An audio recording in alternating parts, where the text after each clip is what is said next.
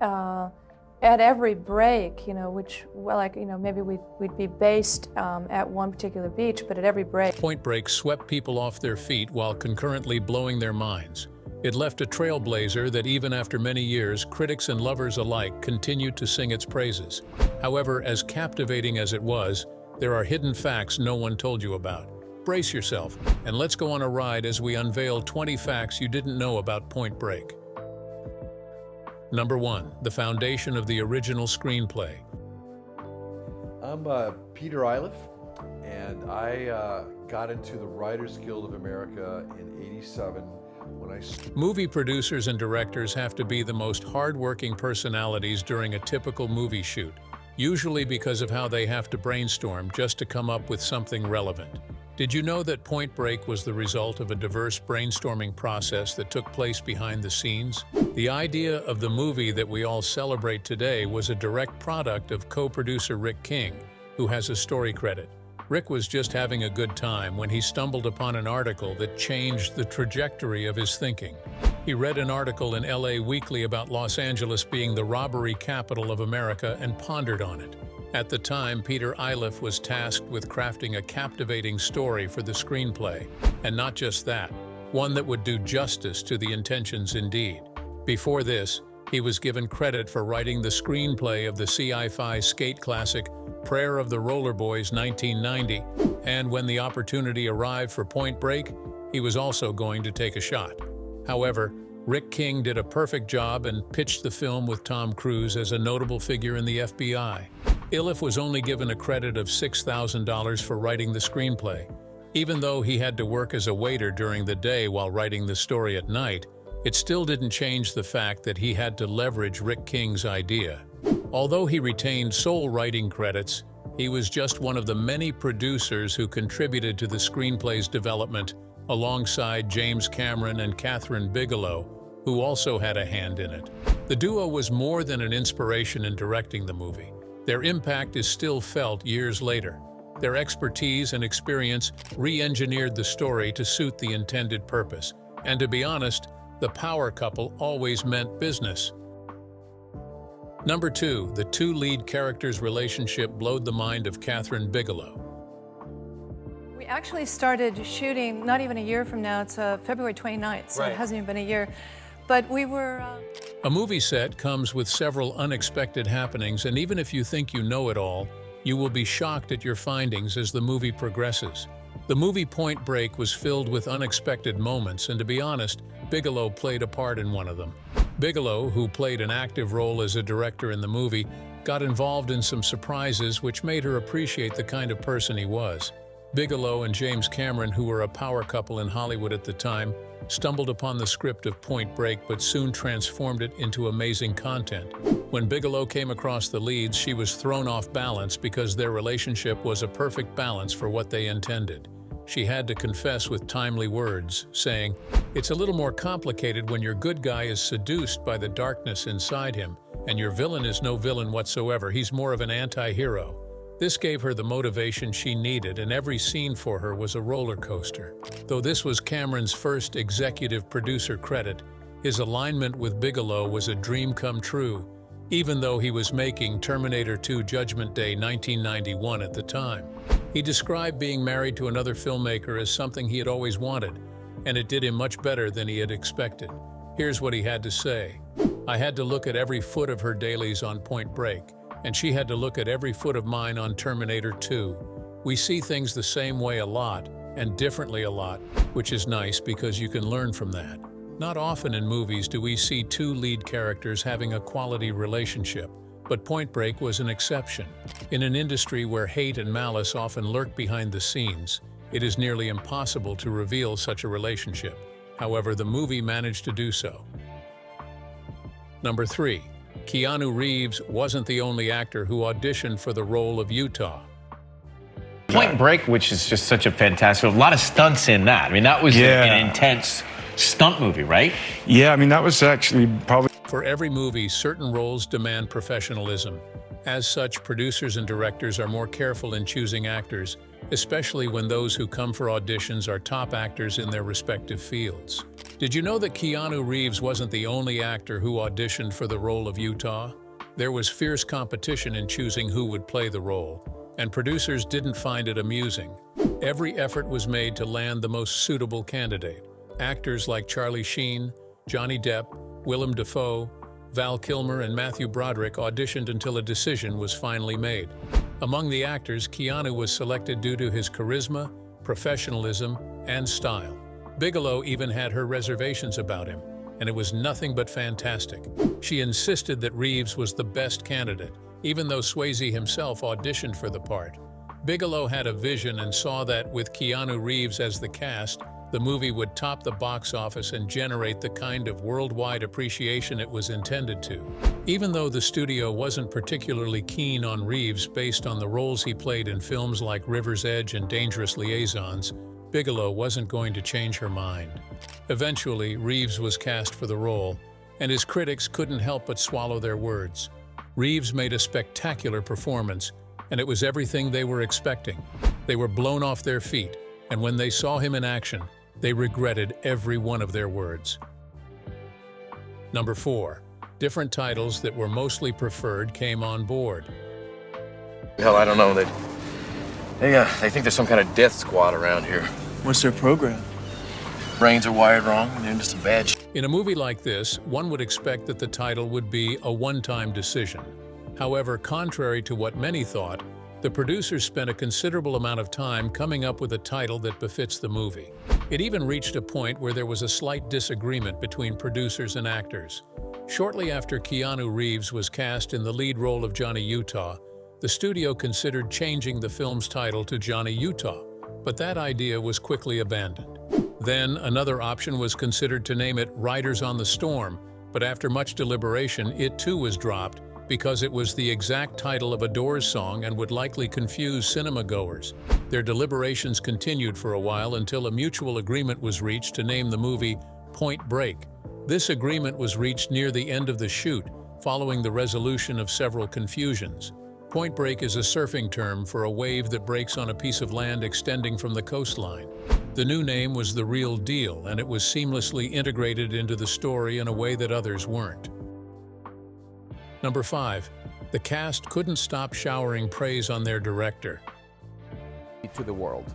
Relationship between Bodhi and Utah is a unique one, and we do take that generally from the original. On a scale of 1 to 10, it seems very difficult to find everyone showering praise on their director. For some movies, cast members end up carrying a baggage of hurt and betrayal that rattles the movie set, especially when it comes from the directors. However, it was different on Point Break. On set, Bigelow immersed herself in action. She never came up with lousy excuses for why a shoot wasn't going to hold. And what mostly caught the attention of the cast was how she related to them with dignity and respect. Many of the actors couldn't help but verbalize their love for the director. Swayze said, "Women often do macho guy movies a lot better than guys do because they have the ability to stand back. And when they don't pass judgment and bring a deeper level of truth to it, wonderful things can happen." While Bigelow was still basking in the euphoria of Swayze's kind words, Gary Busey then said, "Women are better with details, they just have that over men, that's just the way it is." Perhaps Bigelow is one director everyone should consider working with. Number 6. Reeves' ruthless training for his role.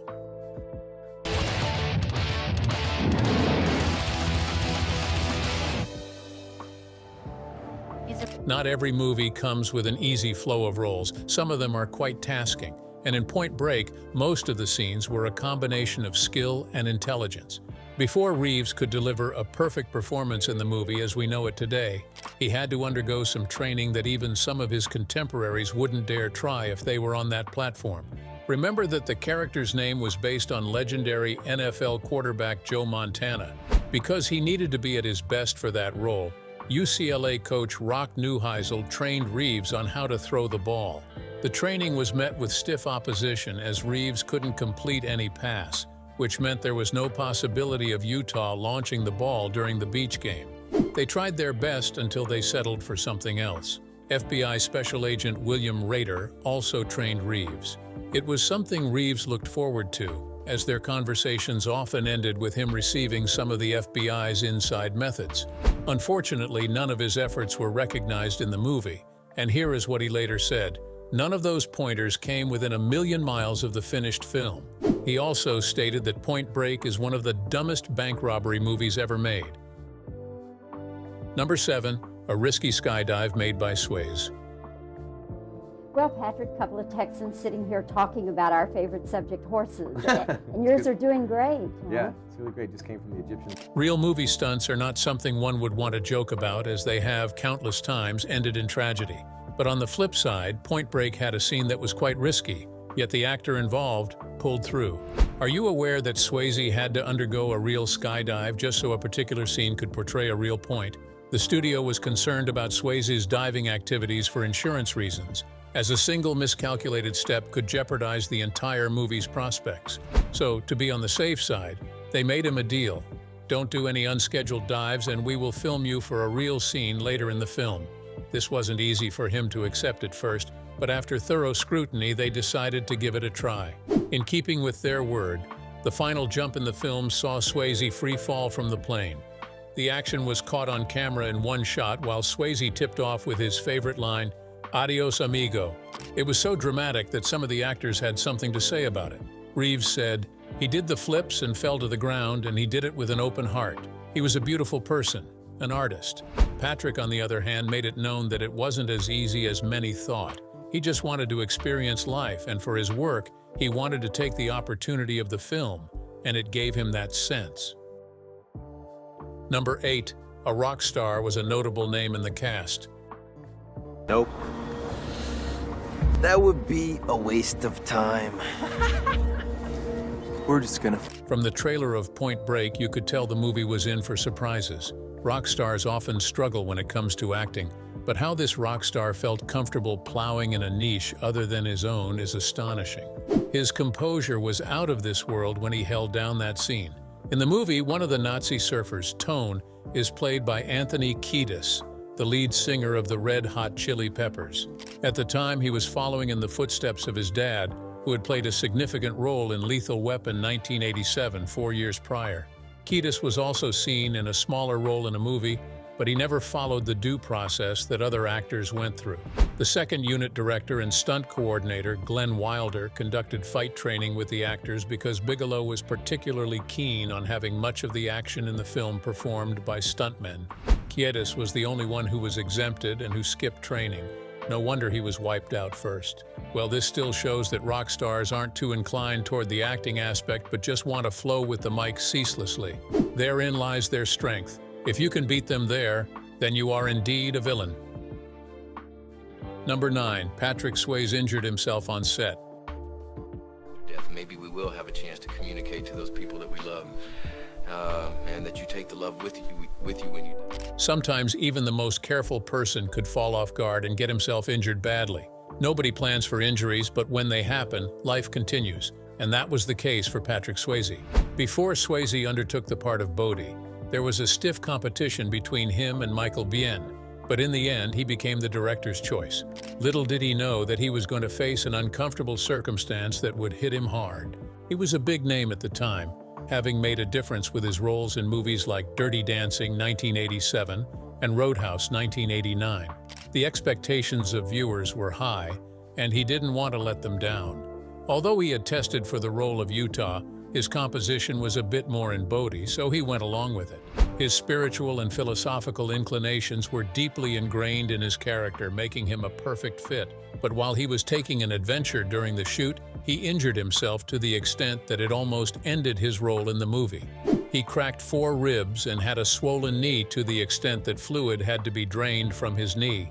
All this happened because he tried surfing on the side. Even though he was a professional skydiver, when he skydived 55 times without the studio's knowledge, he landed himself in trouble.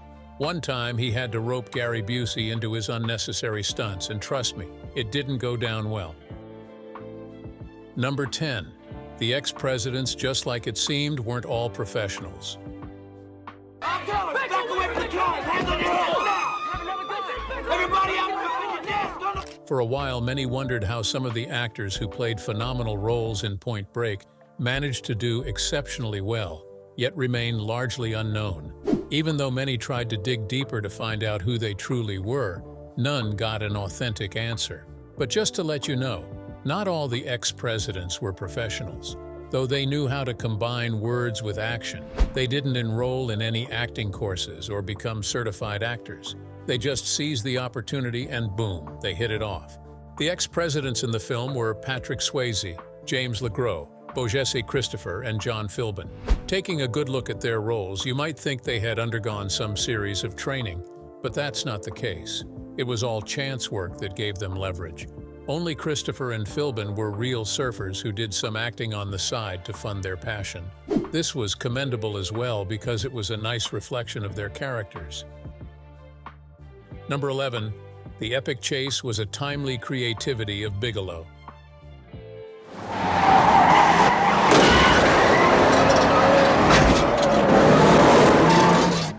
In a movie as big as Point Break, it would be a costly assumption ever to think that the movie was a pure reflection of guesswork.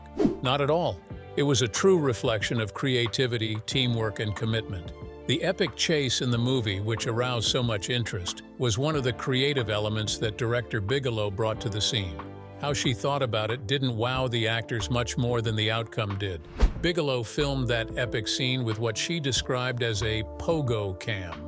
Unusual as it was, it became the core scene of the movie that changed people's perceptions. It was a handheld 35mm camera with a gyro-stabilized rig borrowed from a Steadicam. This singular construction was the deal that made the difference, as it allowed camera operator James Muro to keep up with the chase and capture every detail of the action as fast as possible. Truly, it did so with precision, and Bigelow couldn't help but express her views about it. What excited me about it is absolutely how alive it made the frame. She employed her uncanny strategy and was sure it would make a great impact. Not only was the outcome beautiful, but the actors were also blown away by that unusual creativity. John C. McGinley, who plays Harp in the film, couldn't agree less with her. He concurred that Bigelow was from another planet. Here was his conclusion. She made it infinitely more interesting. She made a foot chase as exciting as a car chase. This was a commendable feat because at the time women were not known as directors, let alone achieving a timeless feat such as this. Bigelow not only stamped her name in the minds of viewers, she changed the narrative in Hollywood, proving that women could shift the tides with their creativity. Number 12. A sequel was planned immediately.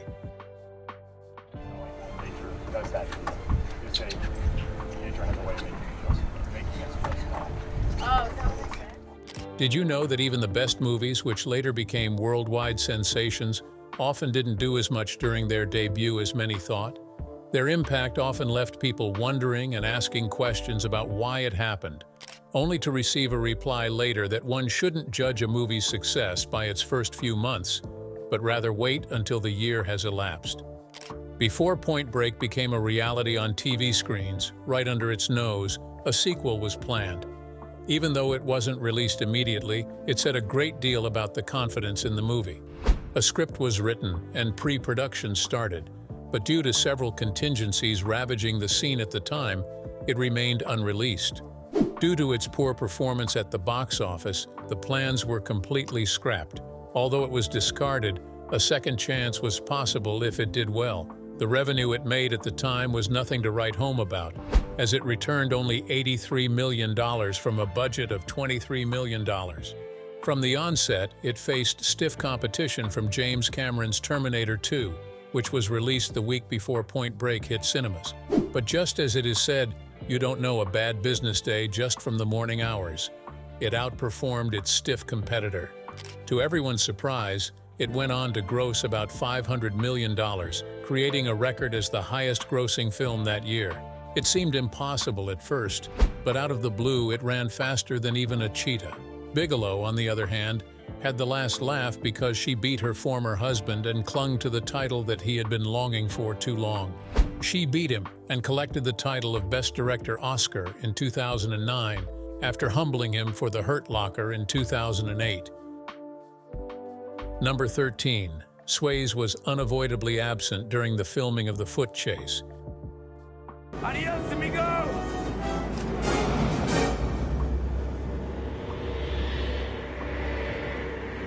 Indeed, everyone does not have to appear in every scene of a film, but there are certain scenes where you could tell with precision that a character in the movie ought to be there because of the role they play. Well, just to buttress this point, Swayze was slated to be part of the foot chase, but he missed it. Why? He wasn't there because the mask hid his absence.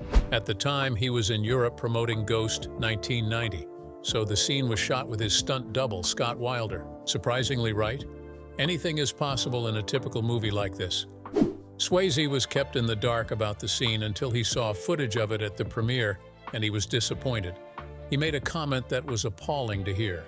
Here is what he said: "I was glad I missed out." Why would he say so? No one could fathom, but it goes a long way to show he wasn't pre-informed. Anyway, one of the most outrageous moments in that scene was when Utah was disoriented by a pit bull that was knowingly thrown at him. There was a quick edit where a real dog was thrown. The dog was thrown by a trainer about a foot away from Reeves, and protective mats were on the ground. The fake dog comes in when Utah drop kicks it. This is what you see in movies like this. Every bit of it speaks more of professionalism. Number 14. The skydive scene wasn't a free fall as many expected.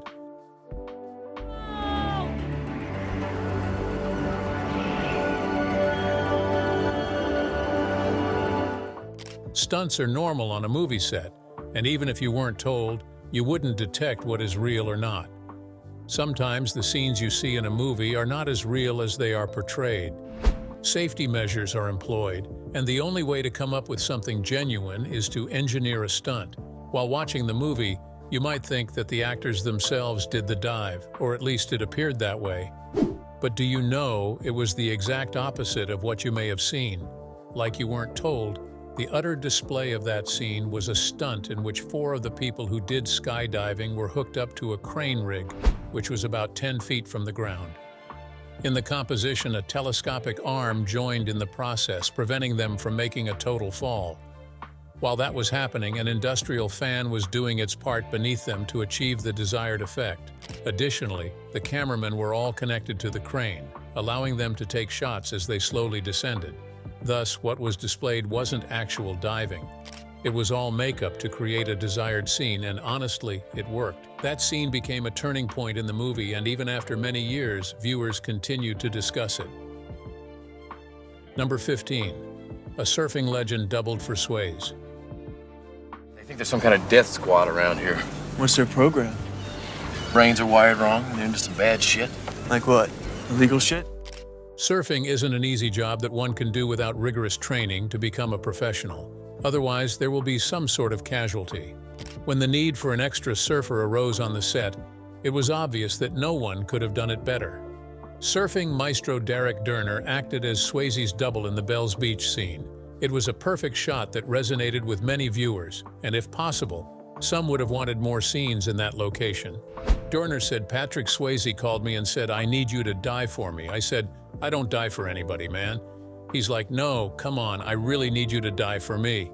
How he managed to convince him later was something the producers didn't understand. Not many people would heed a call like that in such a manner and at such a time. He added, 'When it came to my stunt work, there was no storyboard, no plan, no contract. The worst part was that I had no representation, which was a big mistake. That was like a $50,000 stunt, and I got nothing for doing it.' He did get something though, the Guinness World Record for the biggest wave ever body surfed. While you couldn't overlook his input in the movie, it's safe to say he is the real villain. Not many would do this for something less or nothing at all. Number 16. The safety of the crew was under pressure due to an accident. It's about going for it, and it is definitely. One thing that many actors and movie producers would rather not hear is the outcome of an accident. Sadly, the sound of it frightens the very spirit of everyone. Many actors and actresses have since come forward to speak about the need for caution on set, but certain outcomes cannot be predicted. And unfortunately, these actors have to live with that awareness. Did you know that in the movie Point Break, some accidents threatened the safety of the crew? At some point, even the actors were skeptical about their next movement on set. A camera crew captured the aerial shots in the movie in a separate plane. There was also a helicopter that carried other crew members as shots were taken. But just when they were having a perfect day for shooting, an unexpected circumstance took over the atmosphere. The plane and the helicopter had a one-on-one collision, forcing them to make an emergency landing. This was one of the scariest moments that many crew members later admitted to having experienced. The shocking part of the incident was that before the landing, everyone was forced to exit the plane. They were put on a thin line, and everyone had to jump for their safety. Regardless of their prior experiences, they faced one option: to stay or to become casualties. The first wasn't a choice, but a reality already. So they all jumped. Thankfully, no known casualties were recorded at the time. For a while, the crew members struggled to comprehend the incident, which delayed the shoot as they were overwhelmed by the tumultuous experience. Number 17. Point Break came with much authenticity, and it was adapted for the stage. Australia's history. Heavy rains will continue into the night, with destructive winds reaching up to 150 kilometers per hour. It takes a lot for a movie to be adapted for the stage, and to be honest, only a few movies have attained that height. But just as many underestimated its potential, the movie proved beyond reasonable doubt that it deserved every accolade it received. After Point Break surpassed the expectations of so many viewers, it further stamped its relevance on the stage play. In 2011, the show Point Break Live premiered in Seattle. What started as a joke metamorphosed into something bigger, traveling across the U.S. It was pure proof that good movies can't be stopped and that the pace at which they run is unpredictable.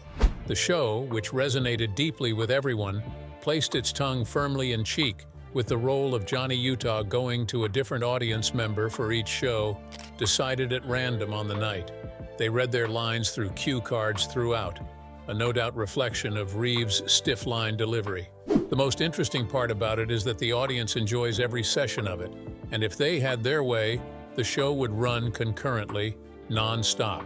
Point Break has always been a trailblazer, and nothing can dispute that fact. Number 18. Production of the movie was completed within several years.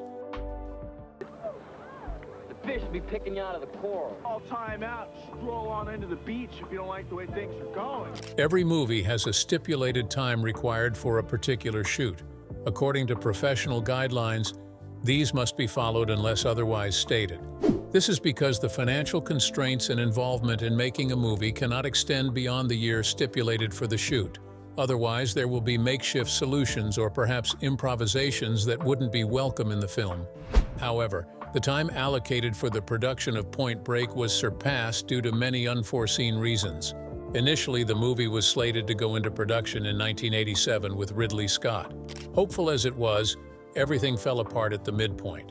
The producers had to back out after a minor issue arose unexpectedly, resulting in the loss of the film rights. This came as a sad notice to the directors, but there was nothing they could do at that time, as their hands were tied.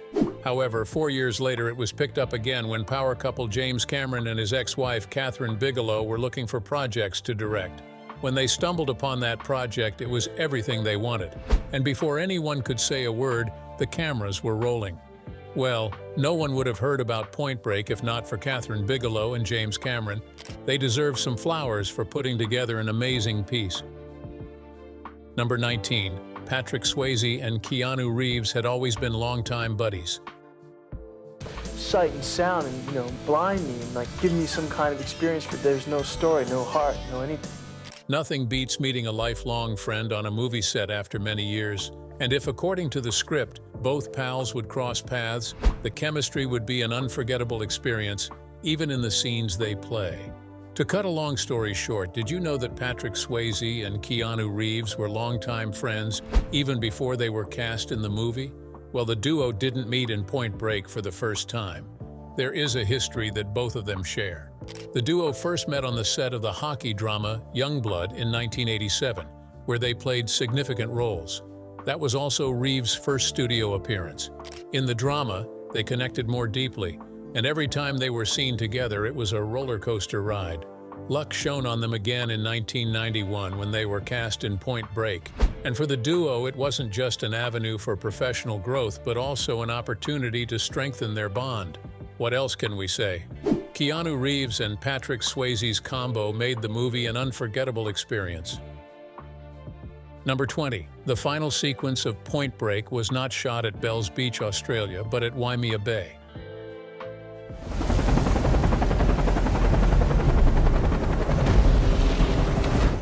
Viewing the movie Point Break will leave you deeply engrossed in every scene, making it difficult to notice the film's core details. Do you know where the final sequence of Point Break was shot?